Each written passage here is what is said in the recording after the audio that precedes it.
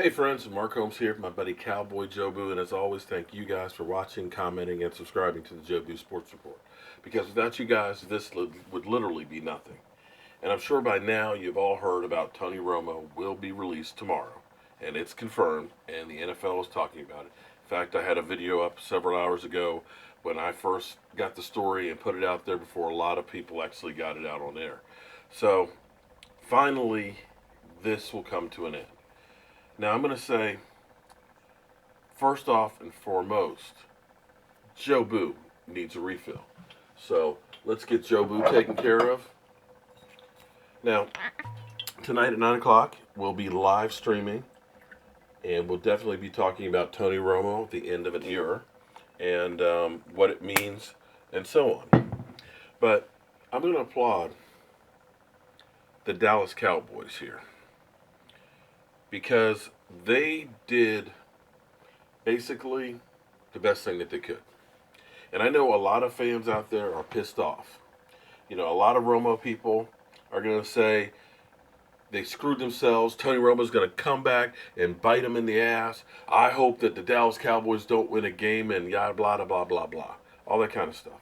Then there's going to be others that say, hey, you could have gotten a draft pick. We should have gotten something. I'm looking for J.J. Watt. We should have gotten, this guy or that guy. We should have gotten the number 2 pick in the draft. Well, here's the reality.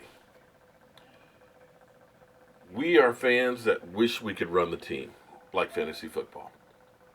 But the reality is, every team out there knew that you cannot pay $24 million to a backup quarterback unless you were the Cleveland Browns that have $100 million in cap room.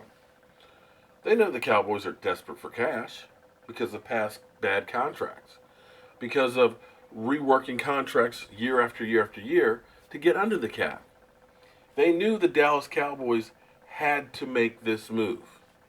So it was a matter of, let's put together the best offer and opportunity to get Tony Romo after he's released. Excuse me.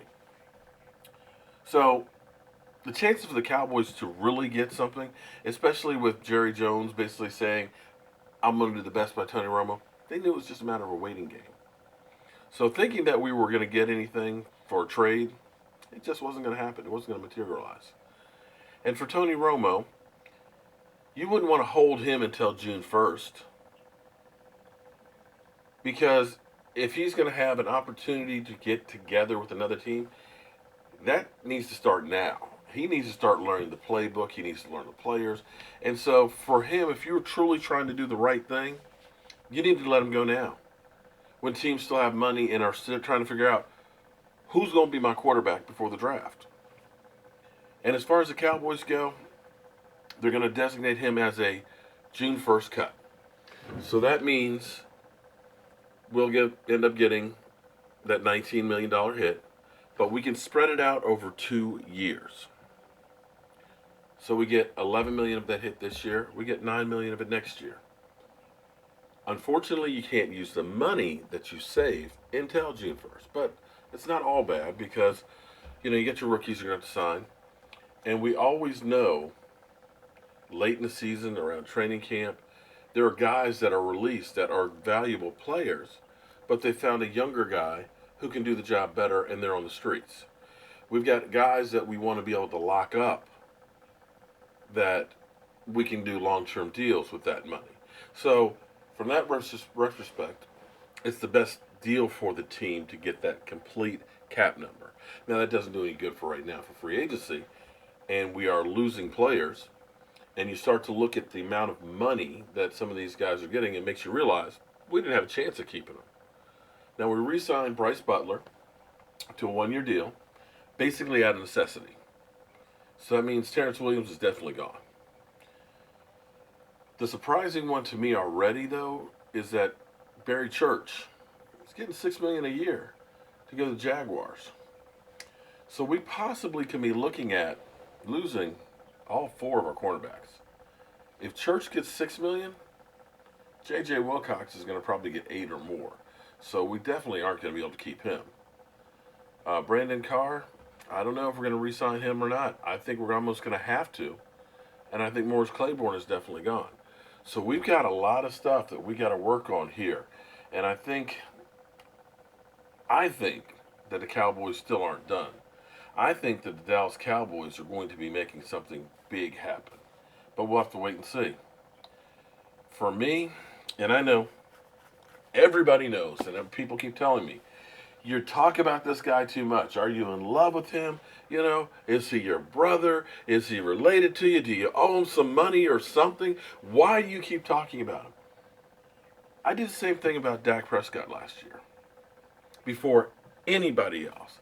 It's just sometimes I see something that I say, I know this will make a difference. I just know it. I can feel it in my bones that this could be the difference maker. This is the right move.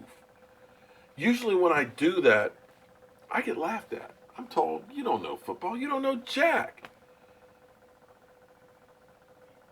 When Tony Romo got hurt, I said, don't worry about Dak Prescott. With the team that's around him, what he has will be fine. And people laughed at me. Even after we won a few games, people kept saying he's going to hit the rookie wall. Yeah, sure, he hit the rookie wall. But that's okay. But I feel that same way about Calais Campbell would be a difference maker on the defense.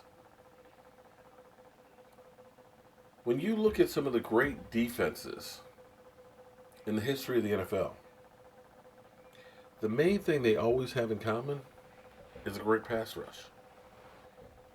The Giants turned their defense from being a bottom feeder to one of the top defenses last year by buying a defensive line.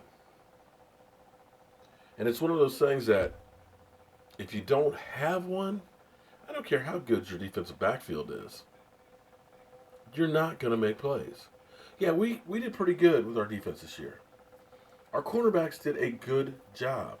But when it came to crunch time, money time, we couldn't stop the elite quarterbacks. We couldn't stop Aaron Rodgers because we could not put the pressure on him.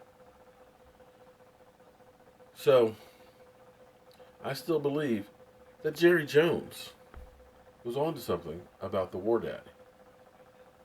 We'll be talking about this and more tonight, live streaming, and I hope you guys will join us because this is pretty big, earth-shattering. After 14 years, Tony Romo will no longer be in the Dallas Cowboys organization. And I want to know how you feel about that. Wow. Tony Romo is gone.